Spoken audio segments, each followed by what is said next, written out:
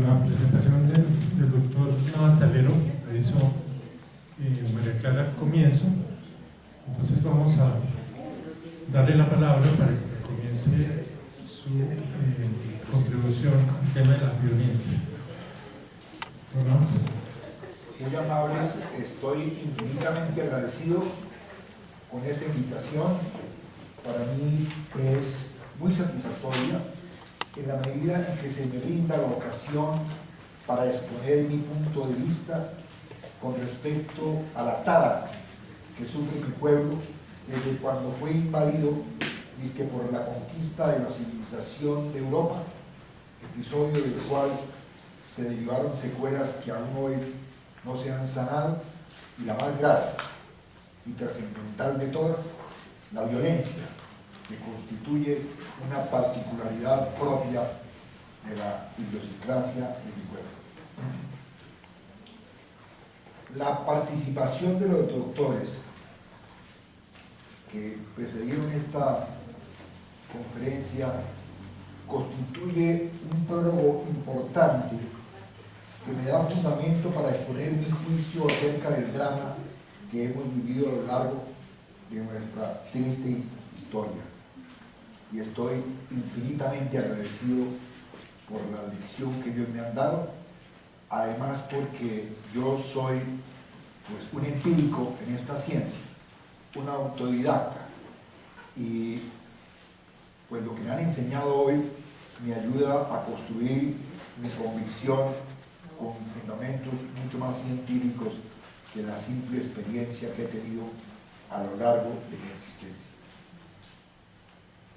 Agradezco a mis maestros las lecciones que me dieron para inducirme a estos estudios. El doctor Andrés Didier Ramos, el doctor Luis Alejandro Cárdenas Reyes, quien como testigo de la violencia en Cunday entendía que esta era una enfermedad social, el doctor Félix Cantón, el doctor Germán Aguirre, el doctor Francisco Socarrás, y también el incentivo que me brindó inicialmente la lectura de Abril, contribución de Freud a la psiquiatría, y en el ambiente nacional, el doctor Guillermo Uribe Cuadra. Un hecho de mayúscula importancia en esta época y de acuerdo con los temas que han ocupado la atención de la audiencia y de los conferencistas es la violencia. El remedio que en el acuerdo de paz se sugirió para promover una enmienda a esa tara y darle oportunidad a las futuras generaciones de vivir contentas y alegres y eliminar el miedo que invade el inconsciente colectivo es sembrar el ánimo conciliatorio. Eliminar el temor colectivo que induce a una actitud defensiva constante y alucinatoria, muchas veces por la arbitrariedad de la fuerza pública. La solución propuesta es la que a continuación leo en el texto del acuerdo de paz, acuerdo que fue decidido por el pueblo emocionalmente y no racionalmente, porque quienes se han enterado textualmente de su contenido se pueden contar los dedos de las manos. El resto, el conocimiento que el acuerdo tiene, lo obtuvieron de la información manipulada, suministrada por los parcializados medios de comunicación. En la parte del acuerdo de paz suscrito con la insurgencia, al cual me voy a referir, tiene el siguiente tenor literal. Comillas, para contribuir al objetivo de la no repetición y la reconciliación, las actividades de la Comisión en desarrollo de su mandato estarán orientadas a promover la convivencia entre los colombianos, en especial en los términos más afectados por el conflicto y la violencia. Para ello, la Comisión velará porque los espacios o audiencias que establezca sirva para fortalecer el respeto y la tolerancia, la confianza ciudadana en el otro y en las normas que garantizan la vigencia y el respeto de los derechos humanos. De esta forma, la Comisión ayudará también a sentar bases sólidas para la construcción de la paz. Rehabilitación psicosocial. Este es el punto que a mí más me ha emocionado y convencido del acuerdo de paz. Pero naturalmente es un punto que nadie ha leído, porque vuelvo y repito, el conocimiento que el acuerdo de paz se tiene gracias a medios de comunicación interesados en desvirtuar algo que el país necesita ancestralmente. En el marco del fin del conflicto y con el fin de atender y contribuir a aliviar el sufrimiento de las víctimas, el Gobierno Nacional y las FARC hemos acordado que el Gobierno, en desarrollo de este acuerdo, se compromete a ampliar la cobertura pública y despliegue territorial y mejorar la calidad de la atención psicosocial para la recuperación emocional de las víctimas de acuerdo al daño específico que hayan padecido, entre ellas la afectación particular de las víctimas de la violencia sexual. Para ello se multiplicarán los centros locales de atención a las víctimas y se impulsarán estrategias móviles para llegar a los lugares más apartados. Asimismo, en cumplimiento de los acuerdos alcanzados, el Gobierno Nacional fortalecerá el acceso a los servicios de salud mental para las víctimas y así se establecerá una política de salud mental en el país. Esto aquí lo sostuvo una conferencista hace 2 años, creo que es antioqueña ella, no sé si es psicóloga o psicoanalista, y que trabaja en los pueblos del país tratando de llevar un mensaje para que la gente, a través de una catarsis, limpie su conciencia y entienda que el motivo de la vida es el afecto y no el odio. Aquí cierra el capítulo del acuerdo de paz y aquí viene lo que yo sostengo. Los antecedentes de la violencia en el mundo se registran míticamente en el Antiguo Testamento y para comenzar los relatos de ese texto, indudablemente se debe aludir a los episodios vividos por el varón y la hembra, primigenios que se sublevaron desconociendo las órdenes de Jehová y que para hacer valer su poder apeló a la coacción castigo, fuerza o violencia, expulsándolos del Edén y condenándolos a padecer dolores y riñas de venganza, tal cual la maldición a la serpiente y la predicción de su guerra con la mujer. A su turno, a Adán le advirtió que maldita será la tierra por su causa. Con dolor cometerá de ella todos los días de tu vida, con el sudor de su rostro comerá el pan hasta que regrese a la tierra. Esta forma de ejercer el poder, según la historia sagrada, confirma el nacimiento de la violencia en el aparato terrenal, lastre que se extiende cuando Caín se levantó contra su hermano Abel y lo mató, y lo hizo por haber sido el asesino en su infancia, discriminado por Jehová y sentirse entonces deprimido y humillado. La sentencia se concretó en la maldición, pena que lo condenó para que errante y extranjero en la tierra viva en esa condición eternamente. En términos actuales sería esto la cadena perpetua. Pero no es solamente ahí donde se deja constancia del ejercicio de la violencia o coacción para ganarse la voluntad del súbdito. Noé, testigo de la corrupción de la tierra en presencia de Dios, espació saturado de violencia, produjo una solución totémica, el diluvio, para destruir toda carne en que haya espíritu de vida debajo del cielo. Todo lo que haya en la tierra morirá. Y como si esto fuera poco, más adelante en ese desenvolvimiento de la humanidad se cuenta la leyenda del conflicto entre Ismael, el hijo de Agar, e Isaac, el descendiente de Sara, conflicto que desemboca en las escenas de Sodoma y Gomorra.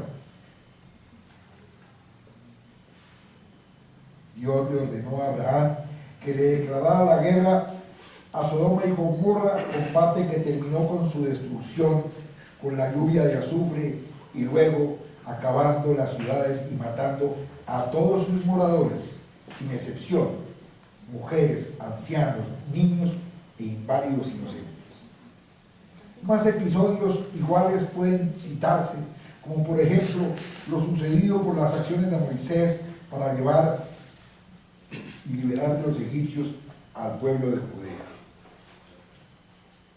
Son estos hechos que invoco para fundamentar mi opinión personal acerca de la violencia como conducta generalizada en el mundo y excesivamente en mi país, una conclusión concerniente a la influencia que la religión tiene, justificando la coacción, el castigo y la guerra como un medio para organizar a la sociedad, y esto siguiendo el pensamiento de Erich Fromm. No estimula la fraternidad ni las metas de la felicidad y satisfacción, sino todo lo contrario, el caos espiritual y el desconcierto peligrosamente cercano a un estado de locura colectiva o individual, una locura descontrolada pero admitida como un divorcio del afecto natural que tienen los niños. Cuando yo oía a mis anteriores conferencistas y aludían a todos estos factores, digo, yo no estoy tan equivocado con lo que pienso. Los niños nacen con afecto y se vuelven gente odiosa por el medio ambiente en el que se educan. Ese fue uno de los motivos de la discusión entre el maestro Freud y su discípulo Jung, al estudiar la influencia de la religión psicológicamente. La historia de la Inquisición es un capítulo que avala la justificación de la violencia coactiva como medio válido del poder. Es la edificación del tótem que se construye primero como un mito y más luego como instrumento de la fe política. El concubinato entre el poder político y el religioso, teocracia, fue censurado por Freud, aduciendo que la religión es un peligro porque tiende a santificar las malas instituciones humanas con las cuales ha aliado a través de su historia.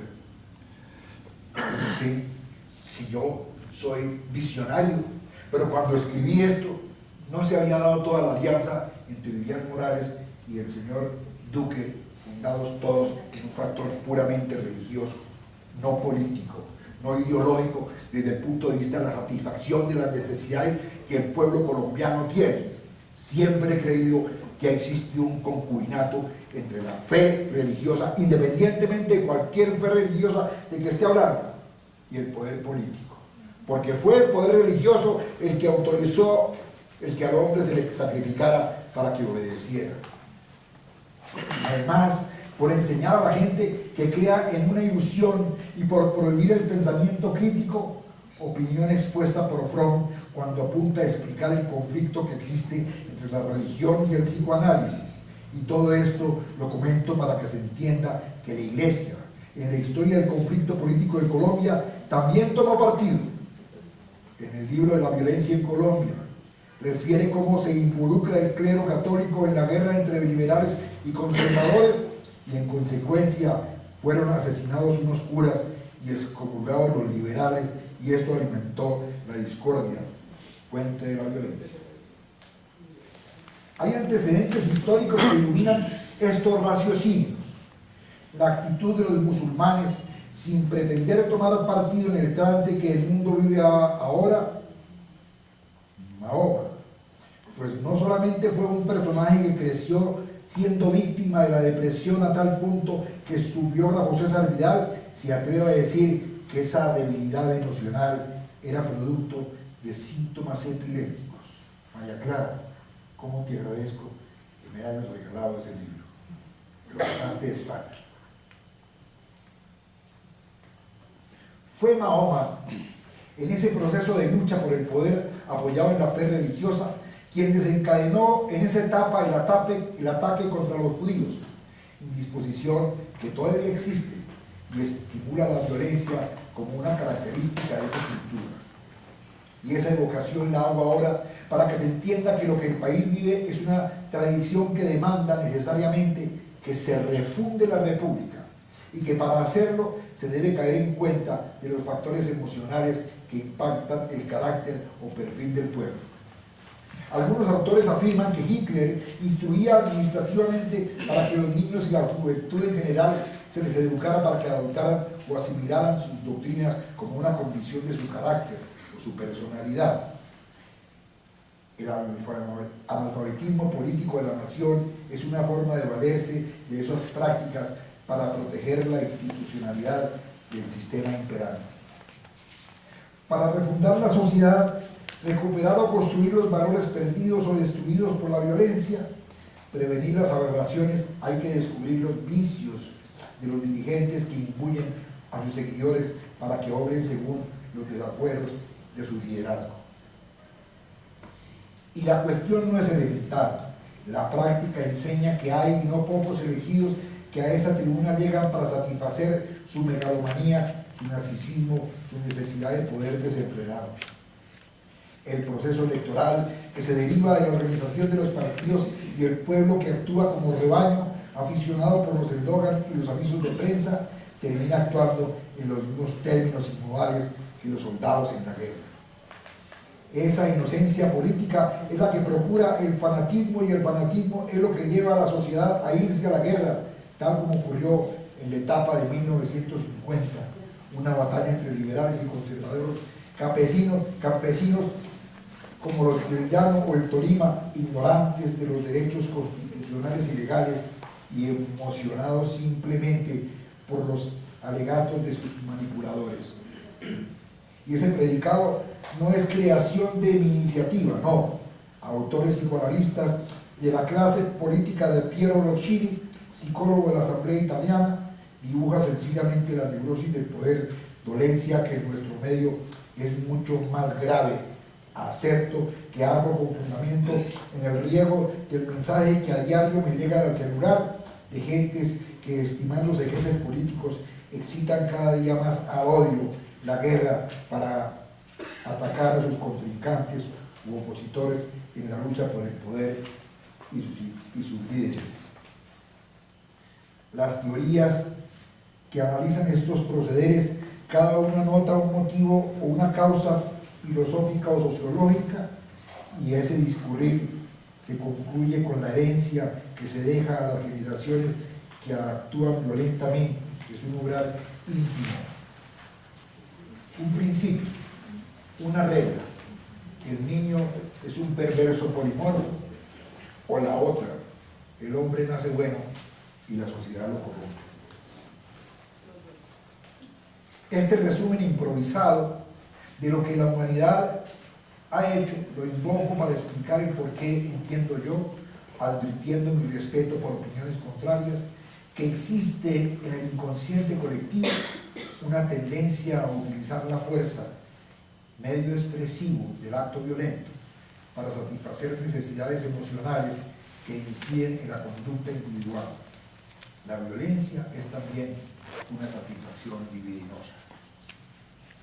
Aparte de esa versión mitológica transmitida a los habitantes de este continente, en cumplimiento del encargo que a los conquistadores se les hizo de promulgar la fe católica, hay que resaltar cómo los invasores sometieron por la fuerza a los sorprendidos indígenas que por múltiples razones sociológicas y antropológicas obviamente opusieron resistencia a los usurpadores de su territorio, quienes combinaban la violencia física con la psicológica para obtener la sumisión. Las tribus que ancestralmente habían aprendido a defenderse o a atacar a sus congéneres territoriales se vieron abocadas a espolear esa disciplina para hacer enfrentamientos mucho más efectivos frente a los invasores extranjeros. Este fue un episodio que se prolongó por 3 siglos, tiempo durante el cual se cultivaron profundos resentimientos, dolores, sufrimientos y humillaciones que concluyeron en la rebelión de los comuneros, como prólogo de la guerra de emancipación e independencia. En esta etapa vale la pena destacar el hecho de que el despojo de las tierras fue un motivo muy íntimo que influyó en la conducta de las comunidades y en el inconsciente y consciente de cada uno de sus miembros, patrocinando un resentimiento que lógicamente influyó en la personalidad de los actores y de su proyección histórica, pues todas las propuestas que se hicieron generaban acciones de justicia que buscaban, antes que rectificar, intimidar al pueblo a fin de que se conformara con sus condiciones de vida.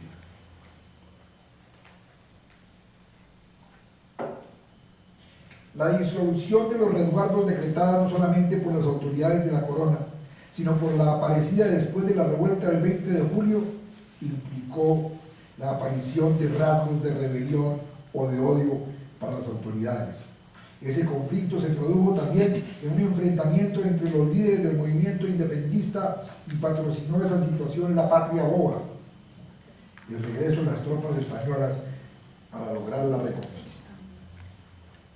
Si pegamos un salto extenso, omitiendo la versión de las guerras del siglo XIX, las del comienzo del siglo XX, prolongada por 1000 días y que culmina con la pérdida del canal de Panamá, evocamos la matanza de las bananeras, a la cual alude Márquez en su obra 100 años de soledad, y llegamos al conflicto político que desde ese momento aparece aún hoy, no termina. Es obligatorio admitir que la violencia en Colombia ha sido el pan nuestro de cada día, y obviamente es un ancestro que ha impactado a la gente de manera que esos comportamientos agresivos se consideran como actitudes supuestamente normales y no defectos atávicos cuya justificación exige no una política criminal como suele alegarse corrientemente, y sino más bien una política de salud mental como aparece en el pacto de paz acordado con la insurgencia. La obra La violencia en Colombia, escrita por Orlando Falsborda, Eduardo Mañaluna y Monseñor Germán Guzmán, es un testimonio que revela un dictamen que en esta época conviene repetir y apreciar, pues es un concepto histórico en la medida en que fue emitido en la mitad del siglo pasado, cuando la guerra en que vivimos se maduraba hacia el futuro. El doctor Falsborda, decano de la Facultad de Sociología de la Universidad Nacional, refiriéndose a la tragedia nacional causada por la violencia, afirma, comillas: para la sociedad colombiana, el problema de la violencia es un hecho protuberante. Muchos lo consideran como el más grave peligro con que haya corrido la nacionalidad. Es algo que no puede ignorarse, porque irrumpo con machetes y genocidios bajo la ejida de guerrilleros con sonoros sobrenombres en la historia que aprendieron nuestros hijos, porque su huella será indeleble en la memoria de los sobrevivientes, y sus afectos tangibles y la estructuración y conducta de imagen del pueblo colombiano. Por lo mismo, un problema social no podía ser ignorado por la Facultad de Sociología creada en el mismo lugar de los hechos. No encarar el tema, no atreverse a agitarlo, no derivar de él ensañas así científicas como de política social, habría sido un despilfarro de oportunidades y un acto de traición a los intereses de la comunidad. Esto que está diciendo Falsborda es lo mismo que en este momento, en el acuerdo de paz y en la JEP se está diciendo: tenemos que mostrarle al pueblo colombiano la verdad de lo ocurrido. En la medida en que el pueblo colombiano tenga conciencia de lo que existe en su inconsciente colectivo, lograremos una catarsis para que se depuren sus instintos, su emoción y su odio.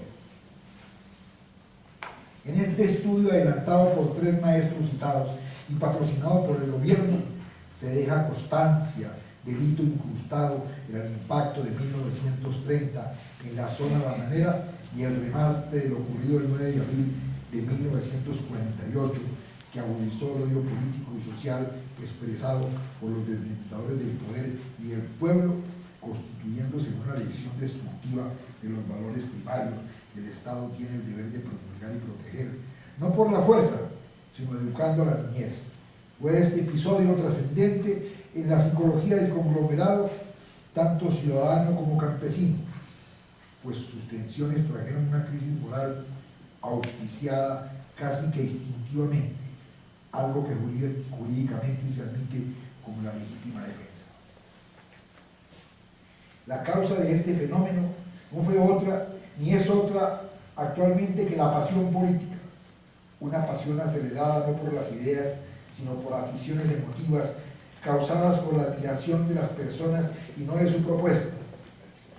De ahí que cuando matan a Gaitán, la explosión fue mayúscula, pero sus ideas y discursos, sus mensajes, las propuestas, todas mueren con él y desaparecieron al tercer día.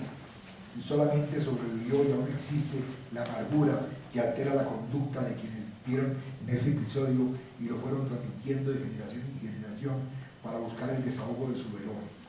la sed de venganza, y venganza que todavía hoy se busca, pues la pugna sentimental no se ha diluido, y no se ha diluido porque no ha habido quién ni cómo generar una catarsis que permita el desahogo, llegar a una conciliación entre todos, no para olvidar, porque el olvido suele ser causa de represión inconsciente, sino para que se asuma voluntariamente la tarea de perdonar el pasado y construir el futuro, admitiendo las razones etiológicas de ese macabro acontecimiento, la guerra-muerte. Aquí opino que la venganza es una defensa tardía, es una necesidad emocional de satisfacer una justicia primitiva, ojo por ojo, diente por diente, la ley del talión. Mi maestro Freud, en su tratado de la destructividad humana, enseña que, comillas, la amenaza de castigar una fechoría hasta la tercera y cuarta generación debe considerarse manifestación de venganza de parte de un Dios cuyos mandamientos fueron desoídos, aunque parece que se hizo el intento de atenuar el concepto tradicional, añadiendo que guarda misericordia a millares, que perdona la inquietud, la rebelión y el pecado. Y agrega, entre los yacutos, los hijos del asesinado se vengaban de los hijos del matador hasta la 9ª generación. Refiriéndose al tema de la guerra, que ya no es el ambiente nacional, sino el panorama del planeta, un diálogo escrito entre Albert Einstein y Sigmund Freud me parece que llega con manilo en dedo. Einstein le formula a Freud la siguiente pregunta: ¿hay algún camino para evitar a la humanidad los estragos de la guerra? Creo, dice el maestro, que quienes tienen el deber de abordar profesional y prácticamente el problema no hacen otra cosa que reconocer su impotencia. No estoy calumniando a nadie. Esto lo dice Einstein hace exactamente casi 100 años. Si lo estamos viviendo ahora, seguramente porque Einstein lo advirtió en la genialidad que lo caracterizaba. Poco puedo hacer más allá de tratar de aclarar la cuestión y, despejando las soluciones más obvias, permitir que usted ilumine el problema con la luz de su vasto saber acerca de la vida funcional del hombre. Estoy seguro de que usted podrá sugerir métodos educativos más o menos ajenos al ambiente de la política para eliminar esos obstáculos. Veo personalmente una manera: la creación con el consenso internacional de un cuerpo legislativo. ¡Qué coincidencia! Aquí estamos hablando de un órgano legislativo para resolver el problema, la JEP. Y ya ayer veíamos cómo están tratando de acabar con la JEP, porque hay muchos que no tienen interés en que la justicia brille. Ya vamos a ver lo que dice Freud con respecto al tema de la justicia, para que entendamos que la justicia es un mito, es un drama, es un engaño, porque los jueces no tienen la pureza de espíritu que se necesita para administrarla. ¿Cómo es posible que esta pequeña camarilla someta al servicio de sus ambiciones la voluntad de la mayoría, para la cual el estado de guerra representa pérdidas y sufrimientos?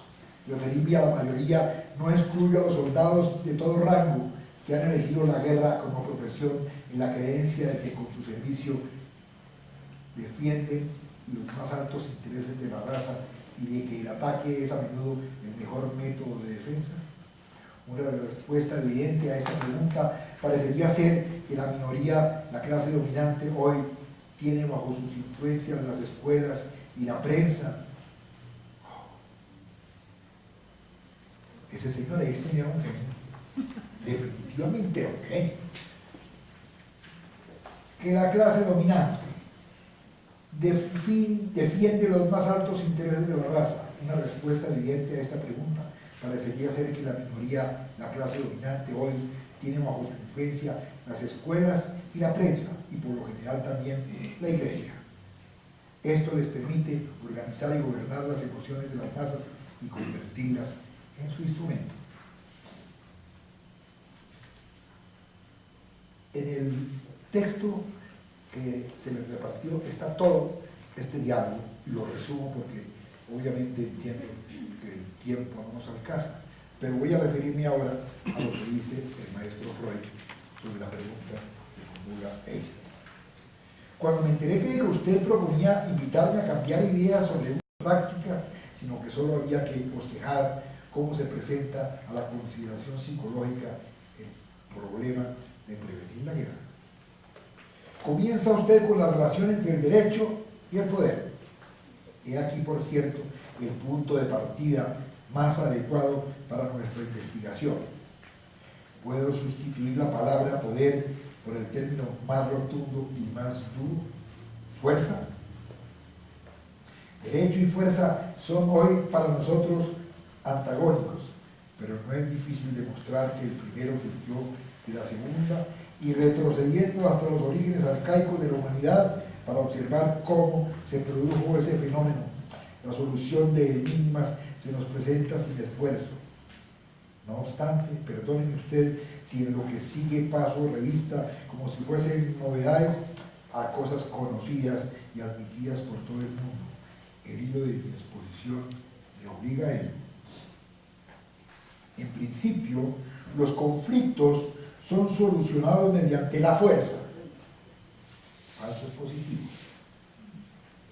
Así sucede en el reino animal, del cual el hombre no habría de excluirse, pero en el caso de este se agregan también conflictos que alcanzan hasta las mayores alturas de la abstracción y que parecerían requerir de otros recursos para su solución, con la adopción de las armas.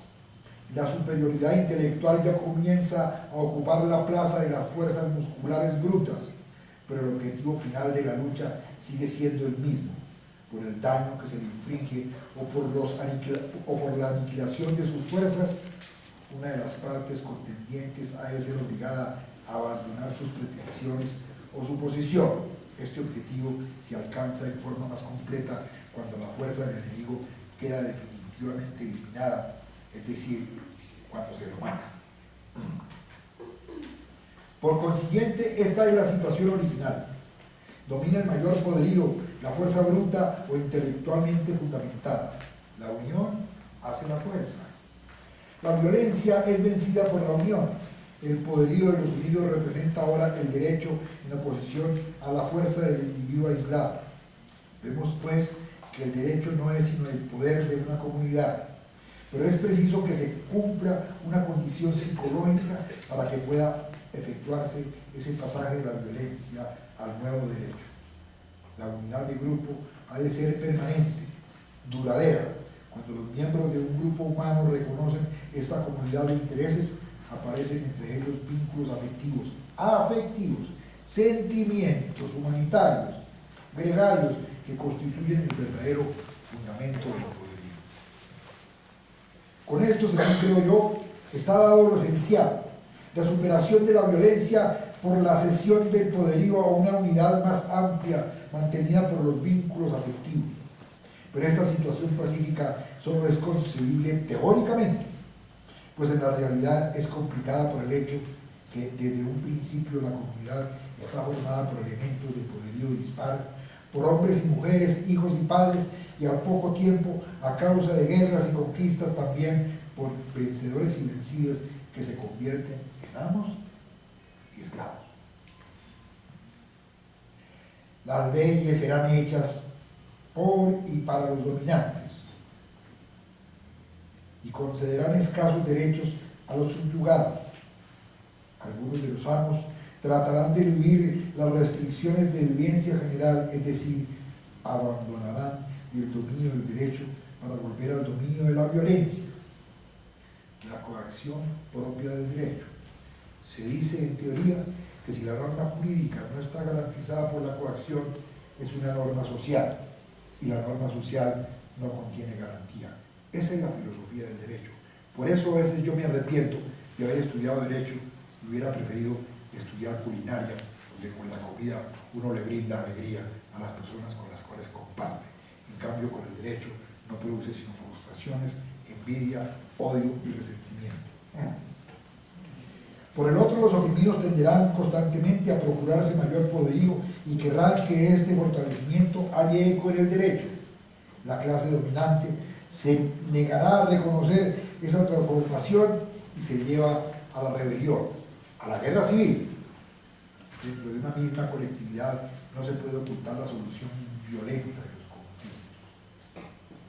Por consiguiente, parece que la tentativa de sustituir el poder real por el poderío de las ideas está condenado al fracaso. Se hace un cálculo errado si no se tiene en cuenta que el derecho fue originalmente fuerza bruta y que aún no se puede renunciar a esa culminación. ¿Cuánto deberemos esperar hasta que también los demás se tornen pacifistas? Es difícil decir, pero quizá no sea una esperanza utópica, la de que la influencia de estos dos factores, la actitud cultural y el dar temor a las consecuencias de la guerra futura, pongan fin a los conflictos bélicos en el curso de un plazo limitado. No es imposible adivinar a través de qué caminos o rodeos se logrará este fin. Atentamente, Sigmund Freud. Ese es mi ideal, ese es mi sueño. Yo soy profesor de Derecho Constitucional hace 45 años. Y hace 45 años estoy enviándole ese mensaje a mis alumnos. Si acaso hay 2 o 3 que se identifiquen conmigo, no hay más. Y no hay más porque el medio en que vivimos es un medio donde se supone que la conducta del ser humano tiene como único fundamento la coacción, porque así los educaron. Los padres educan a los hijos no conversando, no dialogando, no haciéndole caer en cuenta del error que incurre él en su conducta, sino con el fuego, con el castigo. Ya hoy no existe el castigo físico, ahora se hace un castigo de coacción psicológica que es mucho más dramático, porque genera unos conflictos interiores en la conciencia del niño, que él, supuestamente por ese amor de que hablaba el doctor Díaz hace un momento, que se le tiene a la mamá, entonces lo reprime. Y lo peor que uno puede hacer es reprimir una frustración, porque esa frustración, mi teoría, es como cuando uno se come unos frijoles y no los mastica. Cuando uno se come unos frijoles y no los mastica, eso le produce una indigestión y tiene que expulsar el frijol como de lugar, o si no se puede morir de un cólico. Cuando uno quiere reprimir un acontecimiento, eso se queda en el inconsciente, y mientras esté en el inconsciente, porque no se vomita a través de la catarsis, siempre habrá un conflicto que generalmente se traduce en odio.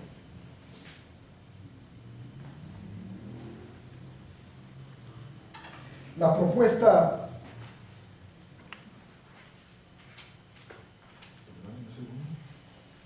con respecto al predicado que el maestro hace para referirse al comportamiento irracional de las bestias, sobre el particular Konrad Lorenz, en su elogiado estudio referido a la agresión, deduce que el comportamiento agresivo de los animales es una reacción a todo género de amenaza a la supervivencia, es decir, al interés vital, una actitud instintiva. Entonces, esto significa que la amenaza a la vida del individuo le crea en su conciencia o inconsciencia un instinto que, dicen los neurólogos, impacta reflejos cerebrales que, según la doctrina del conductismo, producen reacciones automáticas. Doctor Amador, qué coincidencia. Tan automáticas que se transforman en aficiones tan desordenadas como el comportamiento de los aficionados al fútbol, las barretadas y los hooligans.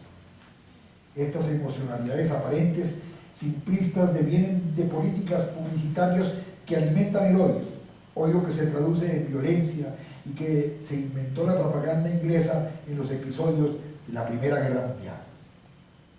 Ocultar la irresponsabilidad, el hierro de las autoridades, supuestamente constituida para satisfacer las necesidades colectivas, achacándole la culpa a cada uno de los individuos de la comunidad, es una actitud que transforma el equilibrio emocional, genera una bipolaridad social, pues si bien se admite que hay necesidad de promover causales de solidaridad, individualmente se intenta recriminar a otros quienes inculpan la causa de los hechos.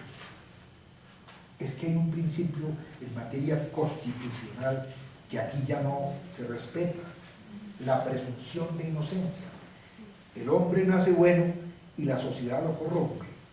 Hay que partir de la base de que todos somos buenos y no vivir como vivimos en nuestro medio, sospechando de todo el mundo, porque eso nos genera la necesidad de la defensa, y la defensa estimula la violencia, y la violencia se traduce en odio. Se lavan las manos como Pilatos, y ahí que entre el ciudadano y la policía, por factores ambientales, exista en ocasiones un divorcio paranoico. De todo se duda, el principio de la presunción de inocencia se desacredita y la persecución arbitraria alimenta el odio, el sadismo de quienes adquieren el poder y autoridad sin educarse para ejercerla, y esta atravesada relación se generaliza aumentando el divorcio y la división de unidad entre asociados políticamente. Esto lo digo no por la teoría, por mi experiencia. Dicen que la experiencia hace al maestro. Y fui 20 años profesor de la policía. Y durante los 20 años que fui profesor de la policía, procuré que la gente de la policía entendiera cuál era el sentido de su función. Me gradué en la universidad con una tesis sobre comentarios de la ley de policía, tesis que fue laureada en la universidad, y a raíz de la cual me nombraron profesor de la universidad al año siguiente de haberme graduado, porque estaba haciendo un enfoque de la policía totalmente diferente al que tradicionalmente se ha tenido, especialmente en Colombia. ¿Qué conseguí? Nada. ¿Sabe qué conseguí? Que la ley de policía que nosotros teníamos en 1970, una ley sana, sabia, justa, inteligente para una sociedad civilizada, la revocaron el año antepasado para convertirla en un estatuto de represión y de coacción para educar a los ciudadanos a los golpes con la fuerza. Descifrar la verdad de los hechos que traumatizan es otro de los inconvenientes que torpedean la investigación que se debe hacer para descubrir la causa del trastorno colectivo. Y la verdad no se puede revelar porque los medios de comunicación la ocultan dolosamente por múltiples intereses, y esas mentiras naturalmente confunden la realidad personal y la opinión del público. Son las falsas noticias ahora divulgadas por las redes antisociales que excitan más el odio y la animadversión que polarizan el país. Aceptar esas falsedades es tanto como admitir que el psicoanálisis se realice mediante la mentira. Descubrir la verdad de los falsos positivos, por ejemplo, es una necesidad, de ahí que el pacto de paz exija que se revele la verdad para garantizar la convivencia, la reconciliación y la no repetición, y así asegurar la transición del conflicto de paz, la armonía y el amor.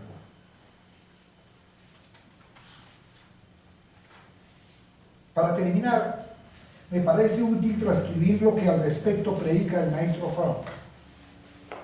A mí Erich Fromm, la verdad, me seduce más que Freud, especialmente porque hay un libro de él que demuestra cuál es la tara que sufre la humanidad entera: el miedo a la libertad. Y le tenemos miedo a la libertad porque no queremos ser libres, porque el hombre libre es responsable. Es mejor ser esclavo, para que todo lo que ocurre en mi vida no sea culpa mía, sino culpa de mi patrón. Por eso, políticos hay muy pocos. Gente que esté dispuesta a liderar un futuro para la sociedad, hay muy pocos. Gente que tenga su propia personalidad, su propio criterio, su propia idea. Es mejor seguir como el rebaño al pastor, porque todo lo que pasa es culpa de él. Claro que yo a mis alumnos les digo: miren, la parábola del pastor y las ovejas tiene un doble sentido. Cuando la oveja se descarrila y deserta del grupo, el pastor sale corriendo a buscarla, y no es porque al pastor lo conmueva que la oveja esté corriendo un riesgo, es que el pastor no quiere que las otras sigan el mismo camino y se rebelen. Para terminar, me parece útil transcribir lo que al respecto predica el maestro Fromm. Comillas, no proseguiré con este problema del diagnóstico porque no parece contribuir gran cosa al mejor entendimiento de esas personas. Más adelante veremos las dificultades del diagnóstico acertado. Las personas que padecen de aburrimiento crónico no compensado tal vez tengan una mezcla peculiar de elementos depresivos y esquizofrénicos en diversos grados de malignidad. Lo que importa para nuestro propósito no es la etiqueta del diagnóstico, sino el hecho de que entre esas personas hallamos casos extremos de destructividad. El concepto del diagnóstico es un concepto que a mí me causa mucha curiosidad. Hay un libro que se llama el SM no sé qué cosa, el 5, el 6, el 7, entonces todos los días aparece una enfermedad distinta. Y resulta que había un profesor de derecho psiquiátrico que, ¿cómo se llamaba? Aguirre, a usted se lo he citado varias veces. ¿Cómo se llama? Bueno. Y él, antes de Freud o contemporáneo de Freud, dice que las enfermedades mentales son 5, no más. Son 5. Pero cuando uno lee ese libro, se queda uno aterrado. Eso hizo el CM1 y el CM1. No, ya, hoy le llaman en el 7. Claro, ¿Y por qué hay en el 7? Porque es que hay interés en crear nuevas figuras de enfermedad para poder vender nuevas pastillas. Porque la farmacología en materia psiquiátrica es un gran negocio. Medicina basada en la evidencia de las multinacionales. Es frecuente que no parezca nada deprimida ni aburrida. Puede adaptarse a su medio y con frecuencia parecer feliz. Algunas están en apariencia tan bien adaptadas que las ensalzan como modelos sus padres, maestros o ministros del culto. Otras suscitan la atención de las autoridades con diversos actos criminales y se les considera asociables o criminales, pero no aburridas ni deprimidas. En general tienden a reprimir la conciencia de su aburrimiento. La mayoría quiere aparecer perfectamente normal a los ojos de todos.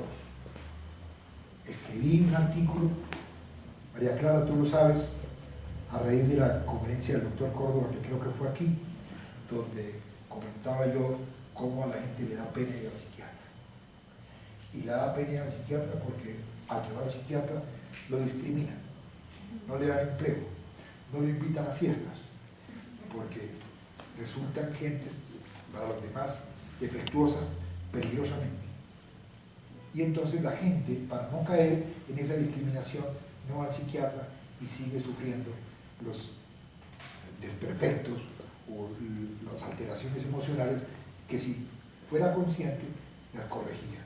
Cuando yo fui a la Argentina a estudiar temas de estos, yo creo que mucha gente va al psicólogo, mucha gente va al psiquiatra, y que especialmente las señoras no van al salón de belleza a que les arreglen el pelo, sino al psicólogo a que les arreglen la cabeza por dentro. El haber compartido tantos años con mucha gente, vivido circunstancias difíciles derivadas del desorden público, ejercer el poder del Estado, atender el mundo de la jurisdicción, especialmente penal, qué vergüenza, y compartir con la juventud como profesor universitario durante 45 años, ha sido para mí una escuela. Les agradezco su atención y perdónenme mis errores.